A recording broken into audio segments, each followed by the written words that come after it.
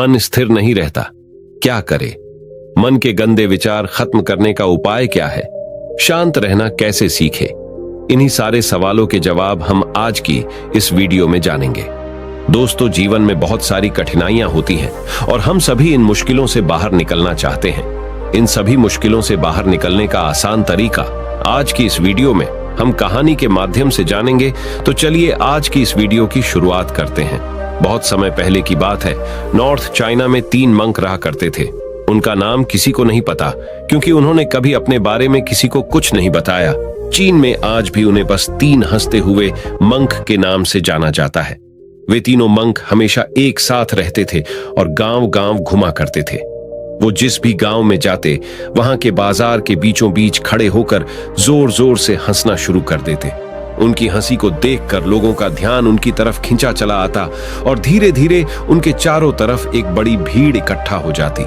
वे इतनी एकाग्रता व संपूर्णता के साथ हंसते कि उनकी हंसी को देख सारा गांव हंसने लग जाता, और जब वो पूरा गांव हंसी के समंदर में डूब जाता तो वे दूसरे गांव चले जाते। वे ना तो कुछ बोलते थे, ना ही कुछ उपदेश देते और ना ही कोई शिक्षा। वे जहां भी जाते अपनी हंसी से ऐसा माहौल बना देते कि लोग अपने सारे दुख दर्द भूलकर बस हंसने लग जाते। पूरे चाइना में उनके बारे में बातें होने लगी थी। जब भी उनसे उनका नाम पूछा जाता तो वो बस हंसते थे, और इसी वजह से उनका नाम 3 लाफिंग मंक्स पड़ गया। वो मंक इस तरह से हंसते थे जैसे कि उन्होंने इस संसार की खुशी को या भगवान के मजाक को समझ लिया हो, और उन्होंने सिर्फ अपनी हंसी से पूरे चाइना में इतना आनंद फैलाया जितना आज से पहले कोई नहीं फैला पाया। पूरे चाइना में घूम घूम कर लोगों को हंसाते हुए समय के साथ वे तीनों बूढ़े हो गए, और एक रात जब वे एक गांव में ठहरे हुए थे तो उन तीनों में से एक मंक की मौत हो गई। ये खबर सुनकर पूरा गांव दुखी हो गया। गांव वालों को लगा कि शायद आज के दिन वो 2 मंक जरूर रोएंगे, और यही देखने के लिए हर कोई उनसे मिलने आया। जब सुबह हुई तो पूरा गांव इकट्ठा हुआ, लेकिन वो दोनों मंक तीसरे मंक की बॉडी के पास बैठकर जोर जोर से हंस रहे थे। ऐसी हंसी जैसी उन्होंने आज से पहले कभी ना हंसी हो। गांव के कुछ लोगों ने उन्हें समझाने की कोशिश की कि यह आपका साथी था और इसकी मृत्यु पर आपको हंसना नहीं चाहिए। तब उस दिन पहली बार उन्होंने लोगों से बात की और कहा, हम हंस रहे हैं क्योंकि ये आदमी जीत गया है। हम तीनों में शर्त लगी थी कि जो भी पहले मरेगा, बाकी के 2 उस पर जोर जोर से हंसेंगे, और इस आदमी ने आज हमें हरा दिया। हम अपनी हार और इसकी जीत पर हंस रहे हैं। इसे अंतिम विदाई देने का इससे बेहतर तरीका और क्या हो सकता है? ऐसा कहकर उन्होंने उस तीसरे मंक को चिता पर लेटा दिया। चीन में यह प्रथा थी कि जब किसी इंसान की मृत्यु हो जाती तो उसके पुराने कपड़े उतारकर उसे नए कपड़े पहना दिए जाते थे। लेकिन मरने से पहले उस मंक ने अपने साथियों से अपने कपड़े न बदलने के लिए कहा था। उस मंक ने कहा था कि मुझे स्नान मत करवाना, क्योंकि मैं कभी अशुद्ध हुआ ही नहीं। मेरे जीवन में इतनी हंसी आई कि कोई अशुद्धता कभी जमा ही नहीं हो पाई। जब उस तीसरे मंक के शरीर में आग लगाई गई तो आसमान में जोर जोर से पटाखे फूटने लगे। उस मंक ने अपने कपड़ों के अंदर ढेर से पटाखे छुपा कर रखे थे। ऐसा नजारा देखकर पूरा गांव जोर जोर से हंसने लगा, और मरने के बाद भी वो मंक लोगों को चेहरे पर एक मुस्कान देकर गया। ये कहानी हमें बताती है, जीवन में चाहे जितनी भी समस्याएं हो, लेकिन हमें हमेशा उन मुश्किलों को न देख अपने आसपास के लोगों को खुशी देने के ऊपर अपना ध्यान केंद्रित करना चाहिए। वही दोस्तों, एक और कहानी के माध्यम से जानते हैं कि हम अपने मन को कैसे काबू में कर सकते हैं। बहुत समय पहले की बात है। पुराने मध्य भारत में एक रियासत हुआ करती थी। रियासत के बड़ी रानी की गौतम बुद्ध के प्रति बहुत निष्ठा थी। उस रियासत के महाराज देवराज की 2 रानियां सुरुचि और सुनिधि थी। राजा देवराज की पहली पत्नी का नाम सुरुचि था, जिसका स्वभाव किसी साध्वी की तरह था। वो गौतम बुद्ध को अपना आराध्य मानती थी और उनके बताए मार्ग पर चलने की कोशिश करती है। उनके साथ उनका बेटा वीर भी खेलता रहता। रियासत के लोगों को भी पता चल चुका था कि उन्हें होने वाला राजकुमार मिल चुका है। राज्य के लोग अक्सर सोचा करते कि भविष्य में राजगद्दी पर कौन बैठेगा, तो इस पर ज्यादातर लोगों का मत तो सुरुचि के पुत्र वीर के ऊपर ही था कि भविष्य के राजा वही होंगे, क्योंकि धर्म और नीति के अनुसार बड़े पुत्र को ही राजगद्दी मिलनी चाहिए। लेकिन समय की लकीरों को कुछ और ही मंजूर था। देवराज की पहली पत्नी सुरुचि का स्वभाव बड़ा ही शांत और न्याय संगत था। वो न्याय, धर्म और बौद्ध धर्म की बातें किया करती थी। माँ की संगत पाकर बेटा वीर भी उसी स्वभाव का हो गया था। वीर अब बड़ा हो रहा था। उसका स्वभाव ऐसा हो गया कि उसे जो भी मिलता वो भी माँ की तरह संतोष कर लेता। समय का चक्र चलता है और एक दिन रियासत का दरबार सजा हुआ था। उसी दिन भावी राजकुमार के नाम की घोषणा भी की जानी थी। सभी इस बात को लेकर आत्मविश्वासी हुए पड़े थे कि होने वाला राजकुमार वीर ही होगा। लेकिन महाराज अपनी पत्नी सुनिधि के साथ सिंहासन पर बैठे हुए थे। महाराज छोटे बेटे सुमंत को दुलार रहे थे। वही वीर अपनी मां सुरुचि के साथ दरबार में बैठा हुआ था। सभी पुरोहितों ने वीर की मां को बता दिया था कि आज राज दरबार में वीर के राज तिलक की पूजा है, उसे तैयार करके लाना। वीर की मां सुरुचि ने भी बड़े ही दुलार से अपने बेटे को तैयार किया और ईश्वर के सामने प्रार्थना की और उसका माथा टिकवाया। महल में शंख बजने शुरू हुए। पुरोहितों ने वीर का नाम भी लिया। बालक वीर सौम्य अंदाज में पिता की गद्दी की तरफ बढ़ा और अपने पिता का आशीर्वाद लिया। पिता आशीर्वाद देने के लिए हाथ उठाते कि दूसरी रानी सुनिधि ने उसे पीछे धकेल दिया। वीर की आंखों से आंसू गिरने लगे। भरे राज दरबार में गुस्से से लाल रानी सुनिधि ने वीर की कलाई को मोड़ दिया था। उन्हें सिंहासन पर पहुंचने से रोक दिया। फिर सुनिधि ने अपने कड़े शब्दों और सख्त आवाज में कहा कि तुम इस सिंहासन और महाराज की गोद में बैठ नहीं सकते। सिंहासन में बैठने वाला काबिल हो या ना हो, वो चहेती रानी का पुत्र ही होना चाहिए। तुम दासी के बराबर वाली रानी के पुत्र हो। सिंहासन पर मेरा पुत्र सुमंत ही बैठेगा और जो सिंहासन पर बैठेगा जनता उसी को राजकुमार मानकर आदर सम्मान देगी। तुम जाओ अपनी माता के पास और बुद्ध की सेवा करो। मेरे रहते तुम्हें आत्म सम्मान कभी नहीं मिल सकता। जाओ, पहले अपना भाग्य बदल कर आओ। राजकुमार बनने के लिए तुम्हें मेरी कोख से जन्म लेना पड़ेगा।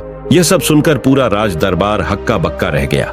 सबको आश्चर्य भरी नजरों से महाराज देवराज की ओर देखे जा रहे थे कि महाराज कुछ बोल क्यों नहीं रहे। लेकिन महाराज बोलते भी क्या, वे नजरें झुकाए बैठे थे, क्योंकि उनकी आंखों और मन पर तो रानी सुनिधि की खूबसूरती और विलासता का पर्दा पड़ा हुआ था। ऐसे में भला वो रानी का विद्रोह कैसे कर सकते थे? अगर वो रानी का विद्रोह करते तो उनकी विलासता भरी रातें कैसे रंगीन होती। वो खूबसूरत जिस्म का आनंद लेने से वंचित हो जाते। वीर को अपनी सौतेली मां की बातों से ज्यादा बुरा अपने पिता के चुप रहने का लगा। कुछ देर बाद वो राजमहल के बाहर चला गया। संध्या आरती का समय हो चला था। वीर की मां सुरुचि ने वीर को अपने पास बुलाया। वीर का चेहरा देखकर वो घबरा गई। वीर ने उनसे कहा कि मां, पिताजी हमारे साथ ऐसा क्यों करते हैं? अब हमारा क्या होगा? क्या मुझे कभी किसी का मान सम्मान प्राप्त नहीं हो पाएगा? जवाब देते हुए वीर की मां ने अपनी उंगली से मंदिर की तरफ इशारा किया। यह कमरा कुछ दूरी पर था और इसमें महात्मा बुद्ध की प्रतिमा रखी हुई थी। वीर ने इशारा करते हुए पूछा, वहां क्या है मां? जवाब देते हुए मां बोली, वो महात्मा बुद्ध है, वहीं तुम्हें सिद्ध बनाएंगे। उनकी शरण में जाओ बेटा। ये शब्द सुनते ही वीर ने बहुत अच्छा महसूस किया। सुरुचि बोली, बेटे तुम्हारे लिए इस सिंहासन से भी कहीं बड़ा और आगे का सिंहासन बना हुआ है, इसलिए इस सिंहासन लालसा व मोह त्याग कर उस बड़े सिंहासन को प्राप्त करो। लेकिन उसे पाना इतना आसान नहीं है। जीवन के उस सिंहासन तक तुम्हें महात्मा बुद्ध की शिक्षाएं लेकर जाएंगी। लेकिन वीर को अब भी ये समझ नहीं आ रहा था मां आखिर किस तरह के सिंहासन की बात कर रही है। जो राज सिंहासन से भी कहीं बड़ा है। उसके कानों में तो अभी भी सौतेली मां के ताने गूंज रहे थे कि वो अभागा है। लेकिन वीर की मां ने देर नहीं की और उसे बुद्ध की मूर्ति के सामने लाकर खड़ा कर दिया और कहा कि अब सिर्फ महात्मा बुद्ध ही तुम्हारा कल्याण करेंगे। तुम उन्हीं के बताए मार्ग पर चलो, उनकी शिक्षाओं का अनुसरण करो, तुम्हें पता चल जाएगा कि जीवन का असली सुख कहाँ है। वीर ने मां से सवाल किया कि मां, क्या बुद्ध का स्थान पिता से भी बढ़कर है? वीर की मां ने मुस्कुराते हुए कहा कि महात्मा बुद्ध सबसे ऊपर है। मां ने की इस बात से वीर ने प्रेरित होकर कहा कि मां, अब से मैं बुद्ध जी की गोद में ही बैठूंगा, उन्हीं के बताए मार्ग व विचारों का पालन करूंगा। मैं कठिन से कठिन साधना करके उन्हें प्रसन्न करूंगा। इनकी शिक्षाओं को मैं अपने जीवन में उतारूंगा। वीर ने बड़े ही दृढ़ निश्चय से कहा कि देख लेना मां, एक दिन बुद्ध मुझे अपनी गोद में जरूर बैठाएंगे। रानी सुरुचि अपने बेटे की इन मासूम बातों को सुनकर हैरान थी। मां ने वीर को गोद में उठाया और कहा कि पूरे मन से बुद्ध की बातों का अनुसरण करो। वीर ने भी गोद से उतरते हुए जवाब दिया कि आज से मेरे आराध्य बुद्ध हो गए हैं। कुछ ही दिन में वीर बुद्ध की रोजाना उपासना करता हुआ ध्यान मग्न होने लगा। उसने अब राजमहल छोड़ने का फैसला कर लिया। जो लड़का कल तक अपनी मां के पल्लू में छिपा घूमता रहता था, वो आज महल छोड़कर जंगल जाने का फैसला ले रहा है। इतने बड़े फैसले और जीवन परिवर्तन से सभी हैरान थे और मां को भी चिंता होने लगी थी। माता पिता को प्रणाम कर वीर अब बुद्ध ज्ञान लेने जंगल की ओर निकल गया। महाराज देवराज को भी अपनी गलती का एहसास होने लगा, लेकिन अब भी वो कुछ ना कर पाए। वीर बुद्धम शरणम गच्छामि शब्दों का निरंतर जाप करता हुआ अपने पथ पर निकल गया। कोसों दूर पहुंचने के बाद वीर की मुलाकात एक बौद्ध भिक्षु से हुई। वो एक कुटिया में रहा करते थे। वहां उनके कुछ शिष्य भी थे। वीर ने बौद्ध भिक्षु से ज्ञान मांगा और कहा कि उन्हें बुद्ध से मिलना है। इसके जवाब में बौद्ध भिक्षु ने महात्मा बुद्ध की कहानी बताते हुए कहा कि खुद को जान लेना ही बुद्ध को जान लेना है। लेकिन फिर भी वीर ने बुद्ध से मिलने की जिद नहीं छोड़ी। तब बौद्ध भिक्षु ने कहा, तुम अभी आराम करो, मैं कल सुबह तुमसे बात करूंगा। पूरी रात गुजर गई और वीर बुद्धम शरणम गच्छामि का जाप करता रहा।